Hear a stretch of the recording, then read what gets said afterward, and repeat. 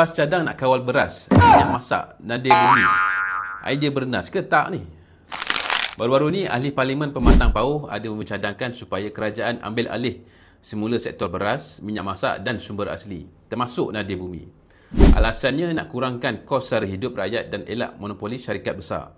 Niat itu mungkinlah baik, tetapi caranya mungkin sangat membimbangkan. Apa yang dicadangkan sebenarnya bukanlah lagi ekonomi campuran, tetapi langkah ke arah ekonomi berpusat. Atau dalam bahasa lebih mudah, gaya komunis. Kalau semua sektor asas dimiliki oleh kerajaan, maka kita bergerak ke arah model ekonomi yang pernah digunakan oleh Soviet Union, Korea Utara dan juga Cuba. Masalah utama model ini ialah dia tiada persaingan, jadi dia tiada inovasi, akhirnya tiada motivasi. Dalam sistem kerajaan sebagai contoh, semua keputusan perlu lalui birokrasi. Jadi, kaki tangan awam tak diberi insentif kalau perform tinggi. Tak ada bonus, tak ada keuntungan peribadi bila inovasi berlaku.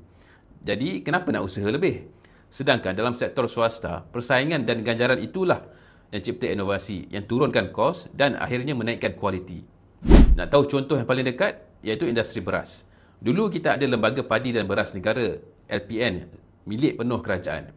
Kemudian tukar jadi Bernas, satu-satunya syarikat yang pegang lesen monopoli beras negara.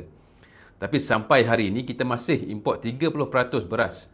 Tanah sawah padi pula tak pernah cecah 1 juta hektar. Berbanding dengan kelapa sawit dah lebih 5 juta hektar.